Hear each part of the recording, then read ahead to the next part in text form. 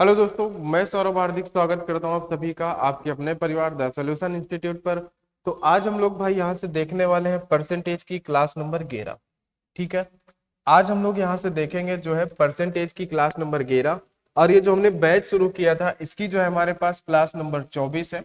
जो railway NTPC के लिए फाउंडेशन बैच था हमारा, उसमें हमने पहले रेशियो पढ़ रखा है। अब हम लोग पढ़ रहे हैं परसेंटेज। और परसेंटेज की क्लास नंबर 11 इसको हम लोग जो है एकदम बेसिक से लेके चल रहे हैं, एकदम एडवांस लेवल तक पढ़ रहे हैं, ताकि हमारा एनटीपीसी का कोई भी क्वेश्चन छूटे नहीं। ठीक है, जिन्हें भी इन क्लास का पीडीएफ चाहिए वो टेलीग्राम ज्वाइन कर लेना भाई, वहां पे इन क्लासेस का आपको पीडीएफ मिल जाएगा। ठीक है, अगर रेगुलर नहीं मिल पाता है तो आपको क्लास की एक सीट मिल जाएगी जिसमें जो भी यहाँ पे क्वेश्चन पढ़ाए जा रहे हैं वो सारे क्वेश्चन उस पे होंगे, जिससे आप आराम से नोट्स बना सकते हैं। ठीक है भाई, तो चलिए आगे आज हम लोग बात करते हैं अपने क्वेश्चन नंबर 96। पिछली क्लास में क्लास नंबर 10 तक हमारे पास 95 क्वेश्चन हो गए थे और टाइप नंबर जो है 15 हमारा कंप्लीट हो चुका है।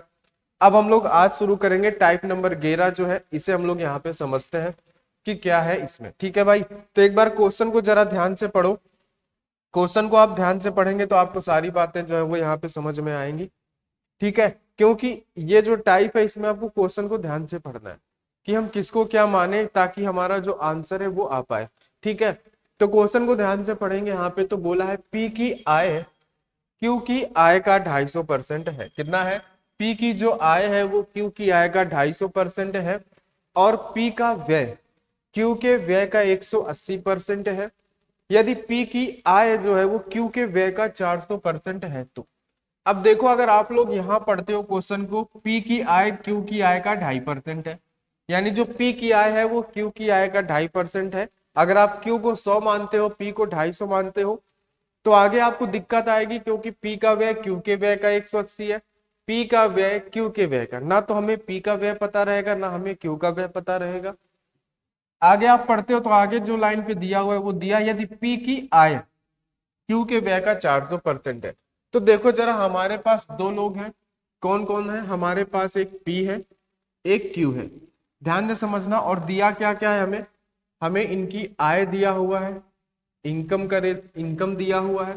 और हमसे बोला है आय, व्यय और बचत। आय के बाद हमें व्यय भी इनकी दी गई है, व्यय के बाद इनकी बचत भी दी गई है। ठीक है, समझ गए आप बात को? तो ये तीन चीजें दी गई हैं, इनकी इनकम भी दी गई है, इनका एक्सपेंडिचर भी है और इनकी सेविंग्स भी है। इसी पे हमें काम करना है। तो जरा देखो, इनकी आय क्या होगी, व्यय क्या होगा और इनकी बचत क्या होगी, हमें ये निकालना है। ठीक है, पी और क्यू दोनों का।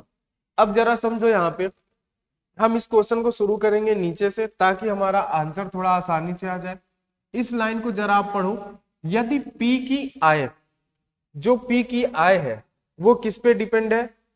अगर आप देखो, एक सेकंड के लिए अगर आप ऊपर से पढ़ते हो, पी की आय क्यू की आय का 2.5% है, यानी जो पी की आय है वो क्यू की आय का 250% है। ठीक है, आगे बोला है कि पी का जो व्यय है वो क्यू के व्यय का 180% है। ये दोनों आपको रिलेशन नहीं दिए हैं। फिर आगे बोला है कि पी की जो आय है वो क्यू के व्यय का 400% है। तो अगर हम क्या करें, अगर हम इसको क्यू के व्यय, क्यू का व्यय अगर हम मान लें 100, ध्यान से समझना जरा।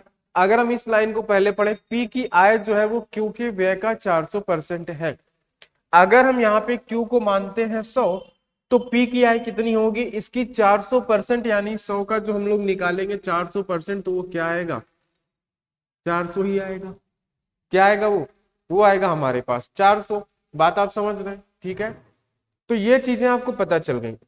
अब दूसरी लाइन जरा पढ़ो। पी का व्यय जो है वो क्यू के व्यय का 180% है। अब जो पी का व्यय है वो क्यू के व्यय का 180% है। अगर आप 100 का 180% निकालते हो तो वो 180 ही आएगा। यानी कि जो पी का व्यय है वो क्यू के व्यय का 180% है, यानी कि पी का व्यय जो है वो 180 है। कितना है? जो पी का व्यय है वो हमारे पास 180 है। अब ऊपर वाली लाइन को पढ़ते हैं। ठीक है, कि पी की आय क्यू की आय का 250% है। जो पी की आय है ना, ये क्यू की आय का 250% है। कितना है? 250% है। किसका? क्यू की आय का। तो जरा देखो, 250% का मतलब क्या होता है? 250% का मतलब जो होता है, अगर आप इसको 50 से डिवाइड करो तो ये 5 बार, ये 4 बार, ठीक है। 250% का मतलब होता है 5/4। कितना? 5/4। ठीक है। तो अब बताओ जरा, यहाँ पे जो हमारे पास Q की आय निकल के आएगी वो हमारे पास क्या निकल के आएगी, बोलो जरा, बताओ। तो इन्होंने क्या बोला है कि जो P की आय है वो Q की आय का 400% है। ठीक है। अब देखो जरा, यहाँ पे हम करेंगे क्या, इन्होंने दिया है हमें यहाँ पे 400, ये किसकी आय है, ये P की आय है। और हमारे पास इनका रेशियो निकल के आया है, वो क्या निकल के आया है, 5 और 4 का। कितने का? 5 और 4 का। ठीक है। तो P की आय Q की आय का 250% है, यानी कि P की आय Q की आय का 250% है, यानी ये किसकी है, ये जो है ये P की आय है। और हमारे पास Q की आय क्या होगी, Q की आय होगी 4। ठीक है, बात आप समझ गए। तो इसको आप करोगे कैसे, आपको 400 दिया है, ये किसकी वैल्यू होगी, जो हमारे पास 400 होगी वो हमारी वैल्यू होगी 4 की। किसकी वैल्यू होगी, 400 जो हमारी वैल्यू होगी वो किसकी होगी, 4 की। ठीक है। अगर आप इस लाइन को ध्यान से पढ़ते हो, है ना, इस बात को समझो कि P की आय Q की आय का 250% है, यानी ज्यादा कौन है, ज्यादा है P की आय। ठीक है, ज्यादा कौन है, P की आय, क्योंकि हमें जो हम लोग निकालेंगे 250% Q की आय का वो आएगा P, है ना।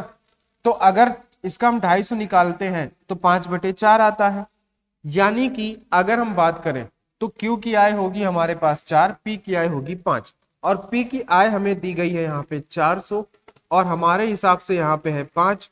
हम मल्टीप्लाई करेंगे 4 का, 5 से इसको डिवाइड करोगे, ठीक है, तो ये कितने बार कैंसिल होगा, 80 बार। ठीक है, तो ये कितना आ जाएगा हमारे पास, ये आ जाएगा हमारे पास 320। कितना, 320। ठीक है, बात ये समझ में आई आपको, यहाँ पे Q क्या आएगा, Q आएगा आपका 320। बताओ जरा, ठीक है, बोलो, Q की आएगा कितना है, 250%। ठीक है। अब देखो जरा, यहाँ पे हम 50 से कैंसिल करेंगे तो यहाँ पे आएगा 2। ठीक है, यहाँ पे थोड़ा सा सही कर लेना, 50 से करेंगे तो 2 आएगा, यानी कि 5/2।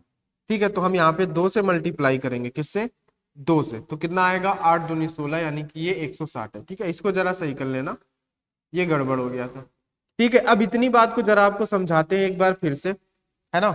अब देखो जरा, हमने यहां से शुरू किया, P की आय जो है वो Q के व्यय का 400% है। P की जो आय है वो Q के व्यय का 400% है, तो जरा समझना, Q को हमने माना 100 और इसका 400% कौन है, ये P की आय है। बात समझ गए इतना, ठीक है। फिर इन्होंने बोला कि P का जो व्यय है वो Q के व्यय का 100% है, यानी ये जो P का व्यय है ये Q के व्यय का 180% है, और 100 का 180 निकालोगे तो वो 180 ही आएगा। समझ गए इतनी बात। अब देखो जरा, अब इन्होंने ये बोला कि P की आय जो है वो Q की आय का 250% है। कितना, 250%, और 250% को हमने कैलकुलेट किया तो हमारे पास निकल के आया 5/2। क्या निकल के आया, 5/2। अब हमने क्या किया है कि हमने डायरेक्ट 250% निकाला तो 5/2 आया, यानी कि P की आय Q की आय का 250% है, यानी P की आय जो होगी वो Q की आय से ज्यादा होगी। 250% है तो वो ज्यादा होगी, यानी कि ये जो है ऊपर, ये किसकी वैल्यू है, ये P की वैल्यू, और P की वैल्यू हमारे पास थी 400। अगर ये इस 5 की वैल्यू है तो इस Q की वैल्यू क्या, यानी 2 की वैल्यू क्या, तो आपके पास निकल के आ गया 160। इस बात को आप समझे कि नहीं, ठीक है। अगर नहीं समझ में आया तो इसको आप एक बार दोबारा से देखेंगे, आपको समझ में आ जाएगा, नहीं तो आपको समझ में आ गई होगी बात। हमने इसको 100 माना, इसका 400% ये था, इसका 180% ये था, और क्या था कि जो P थी वो Q का 250% था, यानी 5/2 था। ठीक है, ये ज्यादा था तो ये 5 इसकी वैल्यू है, 400/5 Q हमें पता करना था, 2 का हमने मल्टीप्लाई किया तो हमारे पास निकल के आ गया 160।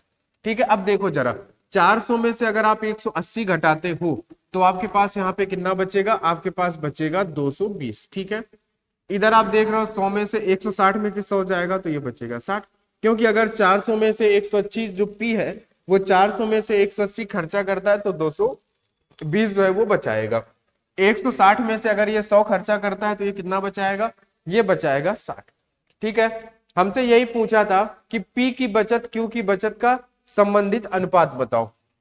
तो देखो जरा, इनका हमें अनुपात बताना है, इसका हमें अनुपात बताना है 220:60 का, तो 0 से 0 कैंसिल होगा।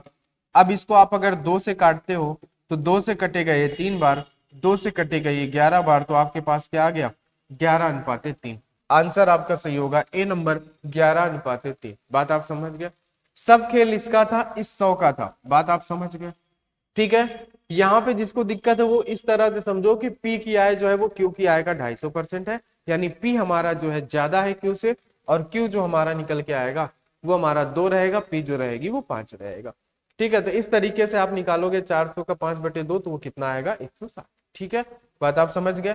चलिए चलते हैं अगले क्वेश्चन पर। अगला क्वेश्चन है हमारे पास 97। ये भी कुछ उसी तरीके का ही क्वेश्चन है, तो इसको भी हम लोग जरा ध्यान से समझते हैं यहाँ पे। ठीक है भाई, इसको भी थोड़ा सा ध्यान से समझेंगे कि है क्या ये। पढ़ो जरा इसको। P की आय जो है वो Q की आय का 150% है, और P का व्यय Q के व्यय का 60% है। यदि Q अपनी आय का 20% बचाता है तो P अपनी आय का कितना प्रतिशत खर्च करता है। यहाँ पे भी वही सेम चीज है, P है Q है, और हमारे पास वही सेम चीज यहाँ पे भी आएगा, आय आएगा, फिर उनका जो खर्च होगा वो खर्च निकल के आएगा, फिर उसके बाद जो उनकी बचत होगी वो यहाँ पे बचत आएगी। बात आप समझ गए। तो चलिए जरा अब हम लोग इसको सॉल्व करते हैं यहाँ पे कि क्या निकल के आएगा।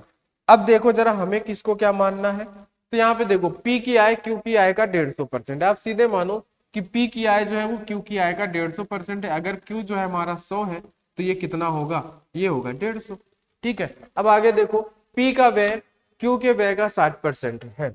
ठीक है, और आगे बोला यदि Q अपनी आय का 20% बचाता है। Q क्या करता है, Q अपनी आय का 20% बचाता है। Q की आय कितनी है 100, और 100 का अगर आप 20% निकालते हो, 100 का 20% निकालते हो मेरे भाई, तो वो कितना आएगा, है ना, वो आपके पास कितना आएगा जरा बताओ। 5 से इसको आप काटोगे तो वो कितना आएगा, 20 ही आएगा। ठीक है, 100 का 20% कितना आता है, 100 का 20% 20 ही होता है। ये उसकी बचत है, क्योंकि इन्होंने बोला Q अपनी आय का 20% क्या करता है, बचाता है। Q की आय 100 है, 100 का 20% होता है 20, तो ये हो गई उसकी बचत। अगर 100 में से इसने 20 रुपए बचाए तो खर्चा इसने कितने किए, 80। ठीक है, अब जरा इस दूसरी लाइन को पढ़ो। P का व्यय Q के व्यय का 60% है। जो P का खर्चा है वो Q के खर्चे का 60% है। किसका, 80 का 60%। तो 80 का 60% आप निकाल दोगे तो कोई दिक्कत नहीं होगी, आपके पास निकल के आएगा 848।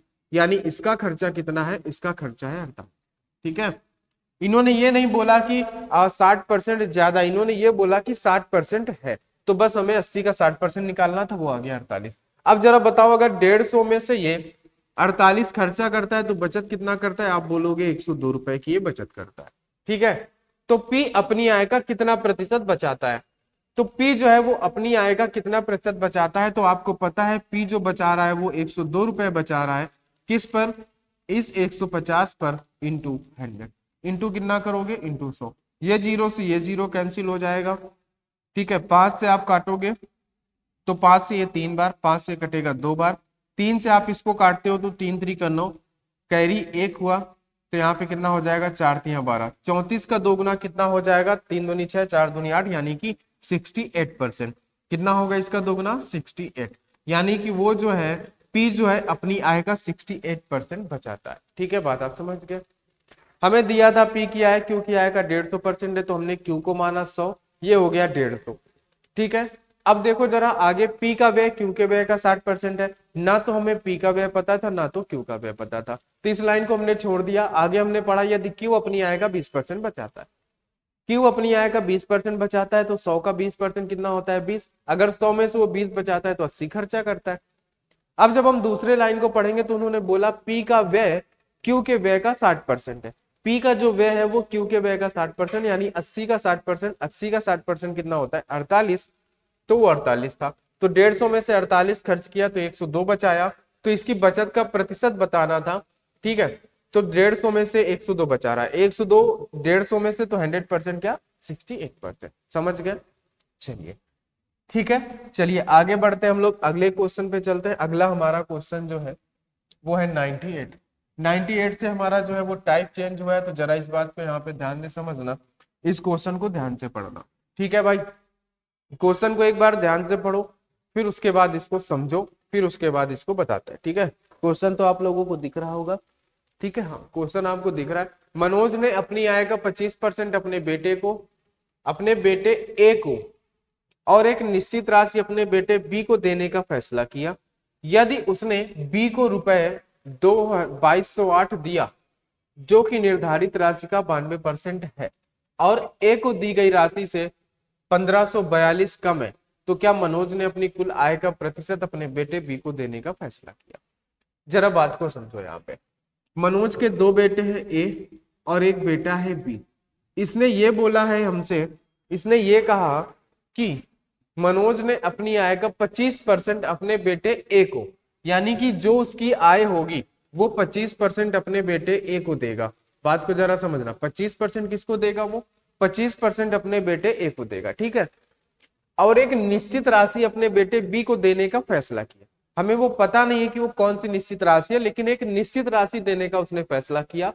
यदि उसने बी को 2208 रुपए दिए, कितने दिए बी को? यदि उसने बी को 2208 रुपए दिए, समझना बात को, यहीं से खेल है पूरा। यदि उसने बी को 2208 रुपए दिया जो कि निर्धारित राशि का 92% है, यानी कि जो बी को राशि मिलना चाहिए, जो निर्धारित राशि की गई थी वो पूरी नहीं मिली। ये जो उसको 2208 रुपए मिले ना, ये निर्धारित राशि का 92% है।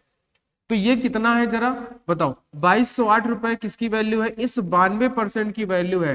तो आप इसमें 100 का मल्टीप्लाई कर दोगे तो आपको वो पता चल जाएगा कि बी को कितनी निर्धारित राशि देनी थी। तो जरा बताओ, आप इसको डिवाइड करोगे तो 9 दूनी 18 और 4 दूनी 8, तो ये हमारा कैंसिल होगा इससे जो है 24 बार, और ये 2 जीरो, यानी कि 2400 रुपए। कितना? 2400। तो आपको ये बात समझ में आई कि जो उन्होंने फैसला किया था बी को राशि देने का वो कितना था? 2400 रुपए की थी, ठीक है। 2400 का 92% 2208 होता है, क्योंकि उन्होंने ये बोला कि बी को 2208 रुपए दिया गया जो निर्धारित राशि का 92% है, यानी ये 2208 92% की वैल्यू तो 100% क्या हुआ? 2400, ठीक है। फिर इन्होंने बोला निर्धारित राशि का 92% है, ए को दी गई राशि से 1542 कम है, यानी अगर ये जो है ए को जितनी राशि मिलना चाहिए उससे ये 1542 कम है। अगर हम इसमें 1542 जोड़ दें और, तो ये ए को मिली हुई राशि हो जाएगी। तो हम क्या करेंगे? हम इस 2400 रुपए में 1542 हम और जोड़ेंगे। कितना जोड़ेंगे? 1542। तो ये 2, ये 4, 5 और 4 9, 2 1 3, यानी 3942 रुपए जो थे वो किसको मिलने थे? वो मिलने थे ए को। बात आप समझे, ठीक है। तो उस दूसरी लाइन को ध्यान से समझो कि 2208 रुपए जो उसको दिए गए ना, वो ए को मिलने वाली राशि से कितने?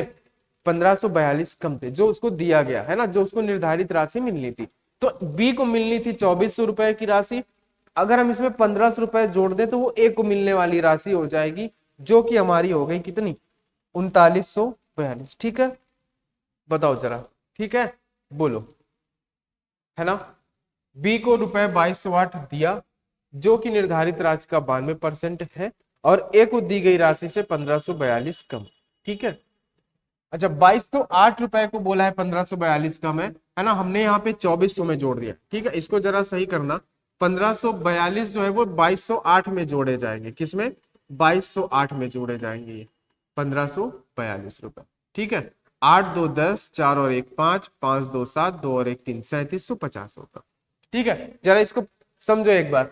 यदि उसने, जो उसका पिता था, यदि मनोज है ना, मनोज जो है, मनोज ने बी को रुपए 2208 दिया जो कि निर्धारित राशि का 92% है, और साथ में ही ए को दी गई राशि से 1542 कम है, यानी ये जो 2208 रुपए दिए गए हैं ना, ये ए को दी गई राशि से 1542 कम है। अगर हम इस 2208 में 1542 जोड़ दें तो वो ए को दी गई राशि बन जाएगी, और हमने 2208 में 1542 जोड़ा तो वो क्या हो गई? वो ए को दी गई राशि बन गई, जो कि कितनी थी? 3750, ठीक है। अच्छा, अब जरा देखो, इन्होंने पहली लाइन पे बोला था मनोज ने अपनी आय का 25% अपने बेटे ए को दिया, है ना। तो ये जो ए को मिला, ए को जो मिला हुआ है 3750, ये किसकी वैल्यू है? ये अगर 25% की वैल्यू है, मनोज की आय का ये 25% है, तो हम इसका 100% निकाल देंगे तो मनोज की आय पता चल जाएगी। तो 25 से इसको जरा काटो तो 25 से कम 25, ठीक है, कितना होगा? या तो ऐसे काट दो सीधे से, 25 से इसको काट दो, इसको मत काटो, आप एक काम करो, इसको काट दो, 25 से काट दो इसको 4 बार, ठीक है, कितना, 25 चौके 100, कितना हो गया ये हो गया 25 चौके 100, ठीक है। तो जरा बताओ कितना होगा ये होगा हमारे पास 0, 5 चौके 20 के लिए 0, 7 चौके 28 29 30 0, 4 तिया 12, यानी कि 15,000 रुपए। उसकी कुल आय जो थी वो कितनी थी मनोज की, 15,000। तो क्या मनोज ने अपनी कुल आय का कितना प्रतिशत, आय का प्रतिशत अपने बेटे बी को देने का फैसला किया। अब देखो जरा यहाँ पे मनोज की जो आय है वो 15,000 है, इसने 24 रुपए इसको देने का फैसला किया है, यानी कि वो 24 रुपए जो है बेटे बी को देगा, कितने में से, इस 15,000 में से। तो उसका परसेंटेज क्या होगा, 2 जीरो से ये 2 जीरो कैंसिल, 1 जीरो से 1 ये कैंसिल। अब इसको जरा हम 3 से पहले काट देते हैं, 3 से कटेगा 5 बार, 3 से कट जाएगा कितनी बार, 8 3 24, और ये 0, 5 से इसको काट देंगे तो ये कटेगा 16 बार, यानी कि 16%। मनोज ने बेटे बी को अपनी आय का 16% देने का फैसला किया, ठीक है। क्वेश्चन को बहुत अच्छे से इन्होंने घुमाया है, तो क्वेश्चन को जरा एक बार इसको समझते हैं कि क्वेश्चन को इन्होंने घुमाया क्या है। जरा पढ़ो यहाँ पे, मनोज ने अपनी आय का जो है 25% बेटे ए को देने का फैसला किया। ए को जो भी राशि मिलेगी वो मनोज की आय का 25% होगा, इतनी बात आप समझ गए। ए को जो भी राशि मिलेगी वो बेटे ए को जो भी राशि मिली है 25%, है ना, वो कितना है, वो मनोज की आय का 25% है, ठीक है। आगे देखो, एक निश्चित राशि बेटे बी को देने का फैसला किया, एक निश्चित राशि उसने बेटे बी को देने का फैसला किया है, ठीक है। यदि उसने बी को 2208 दिया, यदि क्या किया, मनोज ने जो है बेटे बी को 2208 रुपए दिए, ठीक है, जो कि निर्धारित राशि का 92% है, यानी जो बी को मिलना चाहिए उसका वो 2200% है, क्या, 2208 रुपए, वो कितना है, 92% है, सॉरी, जो बी को मिला, जो बी को उसने निर्धारित राशि देने का फैसला किया था उसका वो 92% है, कौन, 2208। और साथ में इन्होंने बोला ए को दी गई राशि से 1542 कम है, यानी ये जो 2208 रुपए है ना, यह ए को जितनी राशि मिलनी चाहिए उससे 1542 कम है। अगर हम 2208 में से 15 जोड़ दें तो वो किसकी वैल्यू हो जाएगी, वो वैल्यू हो जाएगी ए को मिलने वाली राशि, ठीक है। अच्छा, अब हमें एक बात और बोली इन्होंने कि 2208 जो है वो बी को मिलने वाली राशि का 92% है। तो अगर ये 2208 92% के बराबर है तो 100% क्या, 2400, ठीक है, समझ गए आप। अब देखो इसका भी हमें पता चल गया कि बी को 2400 रुपए मिलने हैं, ए को भी हमें पता चल गया कि 3750 मिले, ठीक है। फिर मनोज ने कहा था कि जो ए को राशि मिली है वो मनोज की आय का 25% है। अगर ये 3750 25% है तो 100% अगर निकाल दोगे तो मनोज की आय आ जाएगी, कितनी, 15,000, ठीक है। अब 15,000 में से इसने 2400 इसको दिए, तो 2400 15,000 में दे दिए, तो उसका परसेंटेज बनाने के लिए हमने 100 का मल्टीप्लाई किया तो कितना आया, 16%, यानी बी को जो धनराशि मिली वो कितनी मिली, मनोज की आय का 16%, ठीक है। चलिए आगे बढ़ते हैं अगले क्वेश्चन पे, क्वेश्चन नंबर 99। क्वेश्चन नंबर 99 को समझते हैं जरा एक बार, क्वेश्चन को ध्यान से पढ़ो, क्वेश्चन को ध्यान से पढ़ना है। शिव का मासिक वेतन 75,000 है, वह घरेलू सामानों पर 12,000 रुपए, LIC और म्यूचुअल फंड पर वो 14,000 रुपए, अपने बच्चों की शिक्षा पर 15,000 रुपए खर्च करता है और फुटकर खर्चों के लिए 10,000 रुपए रखता है।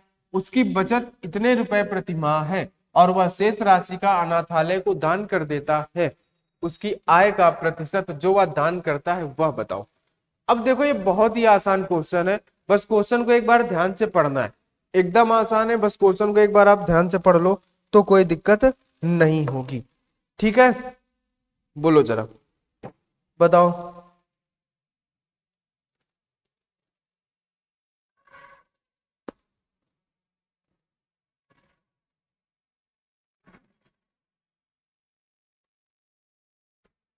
पढ़ो, कुछ नहीं करना है, उसकी मासिक वेतन हमारे पास कितनी है, 75,000 रुपए, कितनी, 75,000 रुपए। बस जो उसके खर्चे हैं उसको जोड़ के इसमें से घटा दो तो उसकी दान की गई राशि बच जाएगी। क्यों, क्योंकि वो घरेलू सामानों पर 12,000 रुपए खर्च करता है, LIC और म्यूचुअल फंड पर वो 14,000 रुपए खर्च करता है, अपने बच्चों की शिक्षा पर वो 15,000 रुपए खर्च करता है, और फुटकर खर्चों के लिए वो 10,000 रुपए भी रखता है, और उसकी बचत भी 21,000 रुपए है। इतना सब करने के बाद जो उसकी राशि बचेगी वह शेष राशि, इन्होंने बोला ना, और वह शेष राशि, यानी इन सब खर्चों को अगर हम हटा दें तो बची हुई जो शेष राशि है वो अनाथालय को दान कर देता है। तो वही दान की गई राशि का प्रतिशत पूछा गया है। तो इन सबको जोड़ दो जरा, 12 और 14 कितना हो जाएगा आपके पास, 10 10 20 और ये 26। ठीक है, 26 में से ये वाला 10 जोड़ दोगे तो कितना हो जाएगा, 36। 36 में से अगर आप ये 15 जोड़ते हो तो कितना हो जाएगा, 36 और 10 आपके पास हो जाएगा 46। ठीक है, 46 में से अगर आपने 5 जोड़ा तो हो जाएगा 51। 51 में से आपने अगर 21,000 का अगर आपने 20,000 जोड़ दिया, ठीक है, तो 71 और 1 72, यानी कि 72,000 रुपए वो दान करता, सॉरी 72,000 रुपए वो यहाँ पे खर्च करता है। तो बचे उसके कितने पास, बचे उसके पास 3,000 रुपए। शेष राशि उसकी कितनी बची, 3,000। और यही शेष राशि वह अनाथालय को दान करता है। ठीक है, तो 75,000 रुपए में से 3,000 रुपए वो दान करता है, किसमें, अनाथालय में। कितने में से, 75,000 में से। ठीक है, तो उसका परसेंटेज क्या होगा, 2 जीरो से ये 2 जीरो कैंसिल, इस 1 जीरो से ये 1 जीरो कैंसिल, 75 से इसको डिवाइड करोगे तो कितनी बार कटेगा, ये 75 का 2 गुना 150 होता है, और ये उसका 4 गुना, यानी कि 4%। 75 से ये 4 बार कटेगा, यानी कि 4%, कितना, 4% जो है वो दान करता है। ठीक है, क्योंकि उसके खर्चे अगर हमने जोड़े तो वो 72,000 है, 75,000 में से 72,000 रुपए वो खर्चा हटा देता है, बचते हैं उसके पास 3,000 रुपए। 3,000 रुपए ही वो अनाथालय को दान करता है। तो अगर 3,000 रुपए उसने 75,000 में दान किए तो 100% क्या, 4%, यानी उसने 75,000 का 4% जो है वो अनाथालय में दान किया है। बात समझ गए, तो आंसर आएगा आपका यहाँ पे 4%, ऑप्शन नंबर। ठीक है, चलो अगला क्वेश्चन देखते हैं, क्वेश्चन नंबर जो है 100। ठीक है, परसेंटेज में हमारा ये 100वां क्वेश्चन है, और आप जैसे ही किसी भी चैप्टर में 60 क्वेश्चन के आगे बढ़ोगे ना, तो वो क्वेश्चन थोड़ा सा हाई लेवल के हो जाएंगे, थोड़ा सा आपको समझने में दिक्कत होगी, लेकिन जब आप उनको दोबारा से रिपीट करोगे तो आपको उतनी दिक्कत नहीं आएगी करने में। अब देखो ये क्वेश्चन है इतना बड़ा, ठीक है, पढ़ो जरा। ठीक है, इसको पढ़ो और इसमें कुछ भी नहीं है, बस आपको दिख रहा है कि ये बड़ा है। एक व्यक्ति ने एक निश्चित पूंजी के साथ एक व्यवसाय शुरू किया। ठीक है, नहीं पता उसकी निश्चित पूंजी क्या थी, कोई दिक्कत नहीं है। पहले वर्ष में उसने 60% लाभ अर्जित किया, और कुल पूंजी, यानी कि कुल पूंजी का मतलब क्या होता है, प्रारंभिक पूंजी, और जो उसने लाभ कमाया वो, उसको बोलते हैं कुल पूंजी। इन्होंने लिख भी रखा है यहाँ पे, प्रारंभिक राशि और लाभ, है ना। तो उसने क्या किया, 60% का लाभ अर्जित किया और कुल पूंजी का 50% दान कर दिया। यानी वो निश्चित पूंजी लगाकर एक व्यवसाय शुरू करता है, उसमें से जो उसको 60% का क्या होता है, लाभ भी होता है। पहले वर्ष में 60% का लाभ होता है, और वह 50% दान भी कर देता है। उसने दूसरे व तीसरे वर्ष के बाद पूंजी के साथ यही प्रक्रिया अपनाई, यानी जो उसको 60% प्रॉफिट हो रहा है, फिर वो 50 दान कर रहा है, फिर 60 प्रॉफिट हो रहा है, फिर 50 दान कर रहा है। ये उसने 3 सालों तक किया। ठीक है, 3 वर्षों के अंत में उसके पास 15,360 रुपए शेष बचते हैं। तो उस व्यक्ति ने अपना व्यवसाय कितनी प्रारंभिक राशि के साथ शुरू किया था। तो जरा समझो, हमें नहीं पता उसकी प्रारंभिक राशि क्या थी, हम मान लेते हैं कि उसकी प्रारंभिक राशि जो थी वो 100 रुपए थी। हमने माना कि उसकी प्रारंभिक राशि जो थी वो 100 रुपए, हम मान लेते हैं कि 100 रुपए से उसने जो अपना व्यवसाय शुरू किया। अब ध्यान से समझना, ठीक है। इन्होंने बोला कि पहले वर्ष में उसको 60% का लाभ अर्जित किया उसने, तो 100 का 60% कितना होता है, 60। तो 100 में से अगर उसने 60% का लाभ कमाया तो उसके पास अब टोटल पूंजी कितनी है, अब है उसके पास 160 रुपए। ठीक है, तो लाभ कमाने के बाद वो कुल पूंजी का 50% दान कर देता है। तो 160 का 50% क्या होता है, 50% मतलब 1/2। तो 160 का आधा क्या होता है, 80। यानी कि इसमें से वो 80 रुपए दान कर देता है, तो अब उसके पास कितने बचे, 80। समझ गए बात को, ये उसका पहला साल था, समझना ध्यान से। ठीक है, पहले साल उसने 100 रुपए से हमने माना बिजनेस शुरू किया, 60% उसको लाभ होता है, यानी 60 रुपए का उसने लाभ कमाया, तो उसके पास हो गए 160। अब उसने क्या किया कि इस कुल पूंजी में से 50% उसने दान कर दिया, यानी 160 का 50% होता है 80। अगर 160 में से उसने 80 दान किया तो बचे कितने, 80। ठीक है, अब आ गए हम दूसरे साल पर, ये उसका पहला साल था, अब हम आ गए दूसरे साल पर। दूसरे साल फिर वही प्रक्रिया चलेगी कि वो इस पर 60% का लाभ कमाएगा। तो 80 का 60% क्या होता है?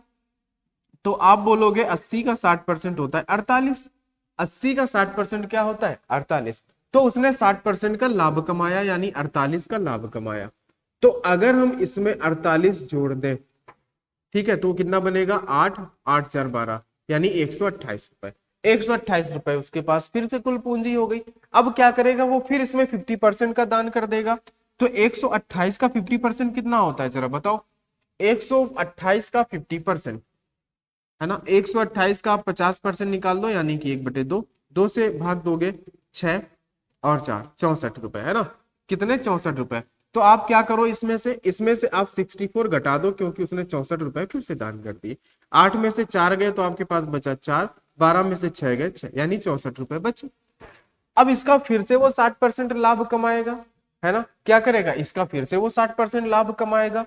तो 64 का 60%, 64 का 60%, जीरो से ये जीरो, है ना। उसके बाद आप 2 से भी काट सकते हो इसको, 2 से कटेगा 3 बार, 2 से कटेगा 5 बार, ठीक है। अब इसमें आप मल्टीप्लाई करा दो, 4 तिया 12 का 2, 36 का 18 और 1 19, 192 में से आपको 5 का भाग देना है। 5 का भाग दोगे आप, 5 तिया 15, ठीक है, 5 तिया 15, बचा कितना आपके पास? 4, ठीक है। तो 8 5 40, 40 बचा 2, 5.5 यानी 38.4, 38.4 रुपए का वो लाभ कमाता है। कितने का? 38.4 का। तो इसमें से आप जोड़ दो, कितना? 38.4। बात समझ गए? 64 का 60% कितना होता है? 64 का 60% हुआ 38.4। तो आप इसमें से 38.4 जोड़ोगे तो आपके पास क्या बनेगा? 0.4, 8 4 12 का 2, 6 3 9 और 1 10, 102.4। 102.4 ये क्या निकल के आ गया? ये उसका पहला साल था, ठीक है, ये उसका जो था ये पहला साल था। और उसके बाद हमारे पास ये निकल के आया उसका दूसरा साल। अब ये बात हो रही है तीसरे साल की, ठीक है, क्योंकि पहले साल उसके पास 100 रुपए थे, 100 का 60% लाभ कमाया तो 160 हुए, फिर 80 उसने 50% दान कर दिया तो उसके पास 80 बचे। यहां से हमारा उसका दूसरा साल चालू था। दूसरे साल में फिर उसने 60% का लाभ कमाया तो 180 हुआ, फिर उसने 60% दान कर दिए तो बचे उसके पास इतने।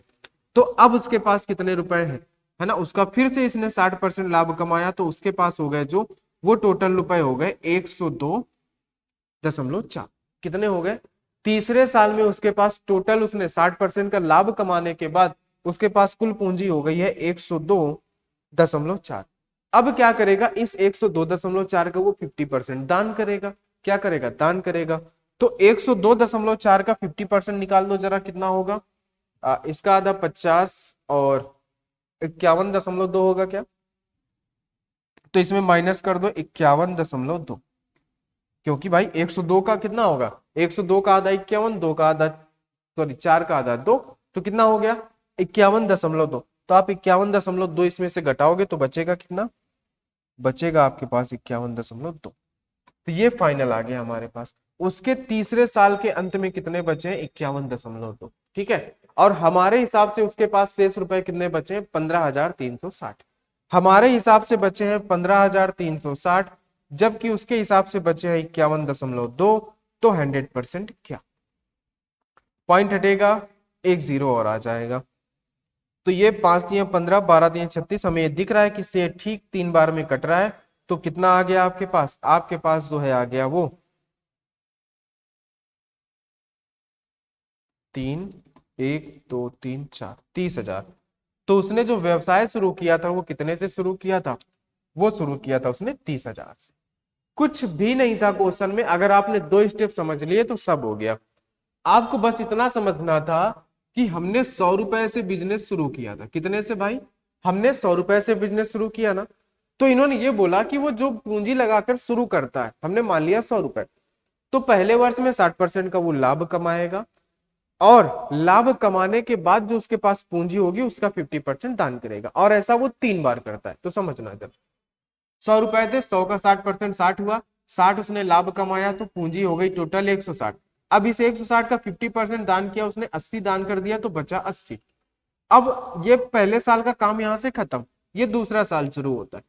80 में से फिर वो 60% लाभ कमाएगा, तो 80 का 60% होता है 48, यानी टोटल पूंजी बनी 128। अब इसका 50% वो दान करेगा, तो बचा 64। अब यहां से उसका शुरू होता है तीसरा साल, फिर से वो इसका 64 का 60% कितना होता है 38.4, तो वो हो गया 102। 102 उसके पास टोटल धनराशि हुई, इसका 50% दान किया उसने, यानी 51.2 दान कर दिया, तो बचा उसके पास 51.2। और हमें इसी से मतलब था, बचा उसके पास 3 साल बाद 51.2, जबकि क्वेश्चन के हिसाब से बचता है 15,300। तो ये 15,360 वैल्यू जो है ये हमारी 51.2 के बराबर, तो 100% क्या निकल के आया 30,000। यानी उसने बिजनेस शुरू किया था उसने 30,000 रुपए से। समझ गए बात को? तो ये थोड़े से हाई लेवल के क्वेश्चन है, लेकिन आप बस इसको सिस्टम से समझोगे तो कोई दिक्कत नहीं होगी। चलते हैं अगले क्वेश्चन पर, क्वेश्चन नंबर 101। तो जरा इसको समझो ध्यान से और इस क्वेश्चन को बनाओ जरा, ठीक है? इसको भी ध्यान से समझो और इस क्वेश्चन को बनाओ। ये रहा आपके सामने ये क्वेश्चन, आपको दिख भी रहा होगा।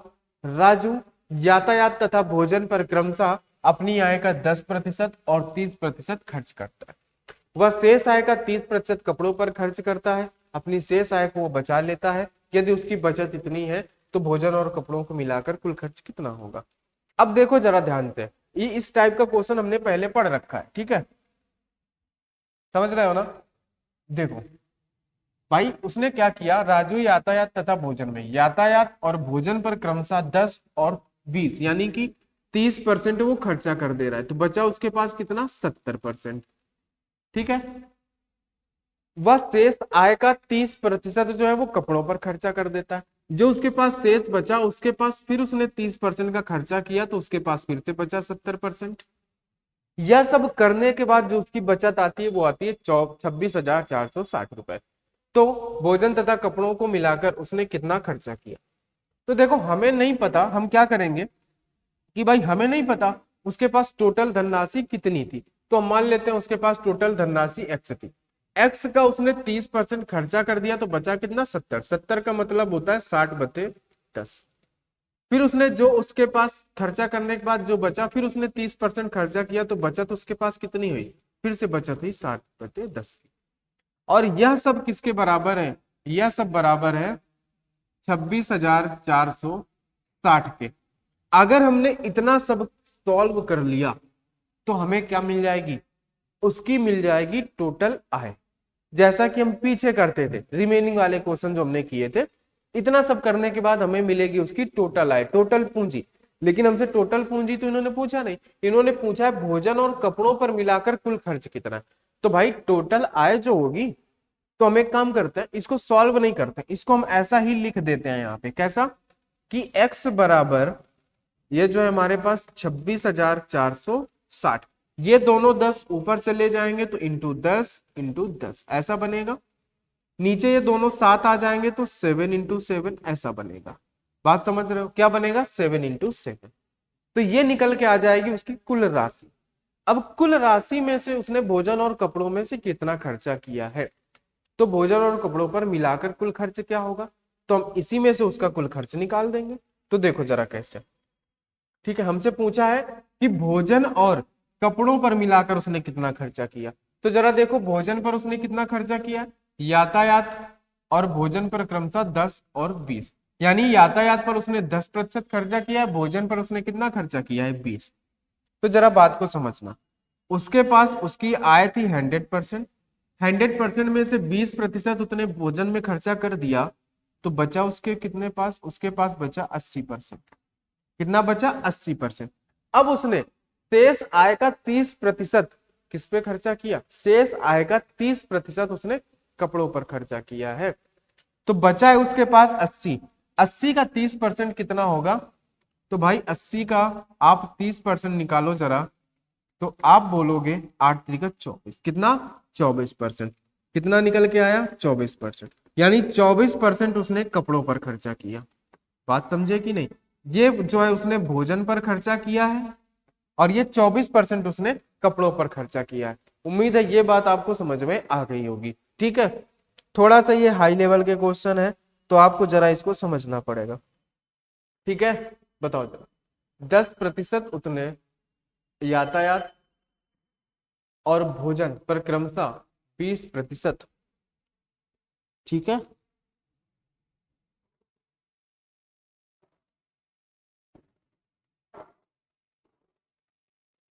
बताओ जरा। ठीक है भाई, बोलो, पढ़ो जरा क्वेश्चन को।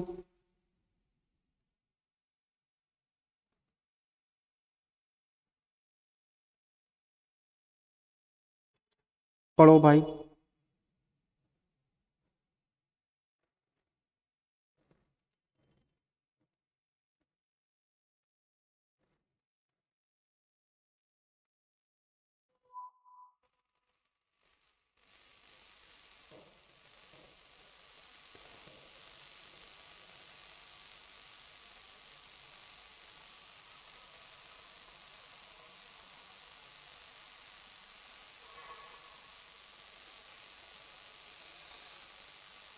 पढ़ो जरा क्वेश्चन को, ध्यान से पढ़ो। क्वेश्चन में कुछ मिस्टेक है क्या, एक बार क्वेश्चन को मैच कर लेते हैं। ठीक है, क्वेश्चन को एक बार मैच कर लेते हैं, यहाँ पर कोई दिक्कत तो नहीं है।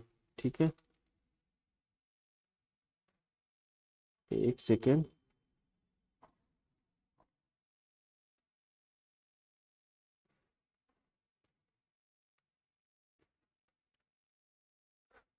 एक बार इस क्वेश्चन को देख लेते हैं, क्वेश्चन में शायद कुछ मिस्टेक है।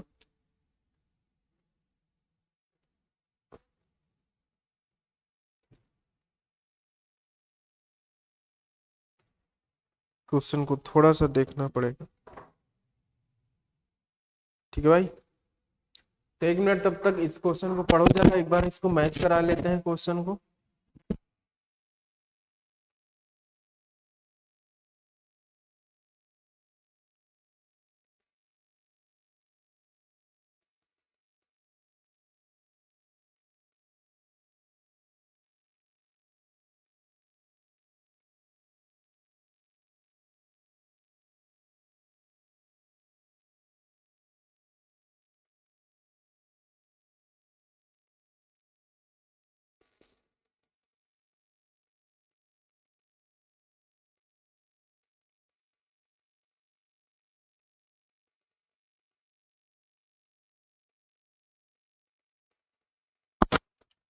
चलो भाई देखो इसको जरा, क्वेश्चन को यहाँ पे देखते हैं, तो क्वेश्चन में तो भाई कोई मिस्टेक नहीं है ना। तो एक बार हम इसको देख लेते हैं, क्वेश्चन में तो भाई 10 और 20% ही है।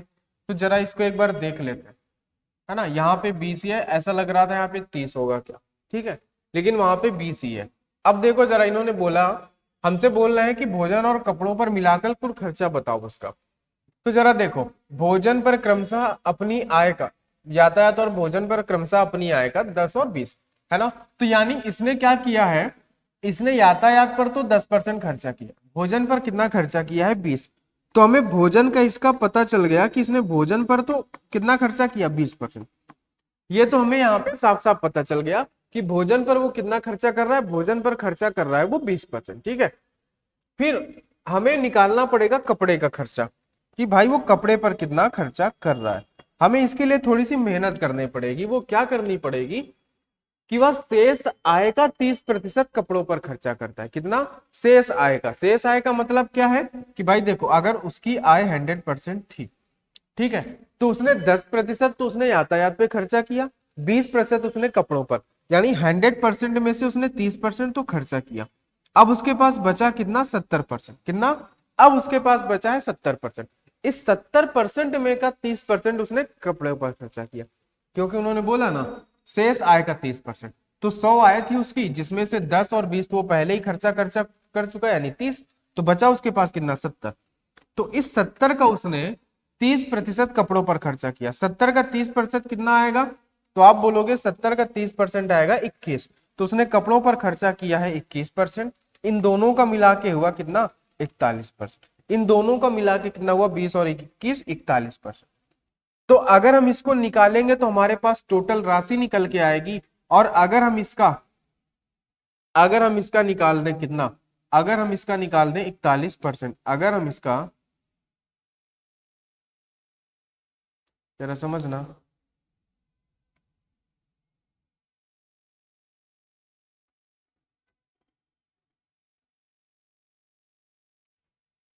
देखो जरा, इसका हमें 41% निकालना है, कितना 41। तो हम इसको यहाँ पे लिख लेते हैं, ठीक है, इसको हम लोग यहाँ पे लिख लेते हैं कि टोटल आय जो थी उसका 41 यानी कि 41/100 लिखा हुआ है। आपको दिख रहा है क्या ये? इसको समझना जरा, यहाँ पे थोड़ी सी जगह कम बची है, इसको हम लोग छोटा करके लिख लेते हैं ना। एक काम करते हैं, रुक जाओ, इसको हम लोग छोटा ही कर लेते हैं। हम लोग इसको करेंगे x बराबर, तो ये आएगा हमारे पास 26,460, ठीक है। इसके साथ मल्टीप्लाई होगा ये 10 और ये 10 ऊपर चले जाएंगे, 7 इंटू 7 हमारे पास नीचे आ जाएगा। इतना सब करने से हमें मिलेगा उसका टोटल इनकम। टोटल इनकम का वो 41% जो है भोजन और कपड़ों पर खर्चा करता है, तो हम इसका 41% निकाल देते हैं, ठीक है। तो जरा बताओ, अब आप क्या करोगे? अब आप इसको सॉल्व करोगे। सॉल्व करोगे तो इन दो जीरो से ये दो जीरो हटा दो, 7 से इसको कैंसिल कर लो, तो 7 त्रिका 21, बचा आपके पास कितना 5, ठीक है। तो 8 7 सत्ते 49, कितना 7 सत्ते 49, ठीक है। तो 49 बचा आपके पास कितना, फिर से 5, तो 8 सत्ते 56, ये कट गया। फिर इसको 7 से जरा कैंसिल करो, तो ये 7 से 5 बार कैंसिल होगा, 7 पन्ना 35, 2 7 चौके 28, 540, ठीक है। ये बचा आपके पास 540। अब इसमें 540 का 41 का मल्टीप्लाई होगा, 540 इंटू 41। तो आपको पता है कि हम जब इसका मल्टीप्लाई करेंगे तो अगर हम इस जीरो को साइड करें तो लास्ट में जीरो तो आएगा ही आएगा। उसके बाद अगर हम इस जीरो को यहाँ पे ना रखें, भाई जो भी गुणा करेंगे तो लास्ट में जीरो तो आना ही है ना। या तो ऐसे करा लो, 41 का अगर आप जीरो में करते हो तो जीरो आएगा, फिर 41 का 4 में करते हो तो 4 एकम 4, 4 तो आएगा ही। यानी जिसके ऑप्शन में लास्ट में 0 और 4 होगा वही हमारा सही होगा। तो जरा देखो, 0 और 4 तो हमारे पास दो ऑप्शन में, तो हमें इसको तो करना ही पड़ेगा भाई। तो 41 का 4 गुना कितना होगा, 4 एकम 4, 4 चौके 16, तो मतलब 164 का हो गया 4 16, 16 हमारा कैरी हो गया। तो इसका 5 गुना कितना हो जाएगा, 5 एकम 5, 5 चौके 20, ठीक है। तो हो जाएगा हमारे पास ये 225, और 225 में से अगर हम 16 जोड़ते हैं तो 6 5 11 का 1, ठीक है, और 2 और 1 हो जाएगा हमारे पास 3, ठीक है, और ये 2, तो 2 3 1 है कहीं ऑप्शन में, 2 2 1 0 है भाई, 2 3 1 नहीं मिल रहा है। तो जरा देखो हमारा मल्टीप्लाई में कहीं तो गड़बड़ हो रहा है भाई। 41 का अगर आप 4 गुना करते हो तो 4 एकम 4 और 4 चौके 16, यानी 164 का 4, 164 का 4 तो 16 तो हमारा कैरी हो गया। 41 का 5 गुना करते हो तो 5 चौके 20, 200 वो हुआ, 5 चौके 20 200, और ये 5, यानी कि 205 हुआ क्या ये, है ना। हाँ 205 हुआ है, 6 5 11 का 1, 1 और 1 हासिल का 2, यानी कि ये ऐसा आएगा 22,140, ठीक है। तो हमारा आंसर आएगा ऑप्शन नंबर बी आएगा, ठीक है। तो जरा देखो, है ना, इस क्वेश्चन को ध्यान से समझ लेना एक बार, ठीक है। इन्होंने बोला कि वो उसकी राजू यातायात तथा भोजन पर क्रमशः अपनी आय का 10 और 30, यानी भोजन और यातायात पर वो 30% का खर्चा करता है तो बचाएगा 70, फिर शेष का 30% वो कपड़ों पर तो बचाएगा 70। हमें नहीं पता था उसकी कितनी धनराशि है ना। अगर उसने अपनी धनराशि का 70% खर्च किया, फिर उसने 70 खर्च किया, तो बचा उसके पास ये। इन सबको जब हम कैलकुलेट करेंगे तो हमें पता चलेगी टोटल धनराशि। लेकिन हमें टोटल धनराशि तो पूछा नहीं, हमसे पूछा है कि उसके भोजन और कपड़ों का कितना खर्चा है। तो हम भोजन और कपड़ों का उसका परसेंटेज खर्चा निकालेंगे भाई, क्या है। तो देखो हम इसको सॉल्व नहीं करेंगे, इसको हमने लिख दिया एक्स बराबर जो भी था इसको ऐसा ही। हमने देखा कि वो भोजन पर 20% खर्चा करता है, तो भाई ठीक है, भोजन का तो हमें डायरेक्टली पता चल गया कि 20%। लेकिन हमें कपड़ों का खर्चा निकालने के लिए थोड़ी सी मेहनत करनी पड़ी, क्यों? क्योंकि वो शेष आय का 30% खर्चा करता है ना कपड़ों पर। तो देखो उसकी आय 100% थी, जिसमें से 10 और 20 30% वो पहले खर्चा किया है, तो बचा उसके पास 70। इस 70% का वो 30% कपड़ों पर खर्चा करता है, जो कि निकल के आया कितना, 21%, ठीक है। तो 20% इसका हो गया भोजन का और 21% हो गया कपड़ों का, यानी कि 41%। तो उसकी टोटल आय का अगर हम 41% निकाल दें तो वो उसका निकल के आ जाएगा भोजन और कपड़ों का खर्चा। तो हमने टोटल आय को कैलकुलेट करके 41% निकाला, तो वो हमारे पास निकल के आया 22,140, है ना। ऑप्शन नंबर हमारे पास बी, ठीक है भाई। तो आज की क्लास को हम लोग इतना ही रखते हैं। इन क्वेश्चन को एक बार आप दोबारा से जरूर रिपीट कीजिएगा, क्योंकि ये थोड़ा सा हाई लेवल के हैं, तो दोबारा से आप जब इनको रिपीट करेंगे तभी आपको ये समझ में आएंगे, ठीक है भाई। तो आज की क्लास में इतना ही, मिलते हैं हम लोग नेक्स्ट क्लास में, तब तक के लिए सभी का बहुत बहुत धन्यवाद।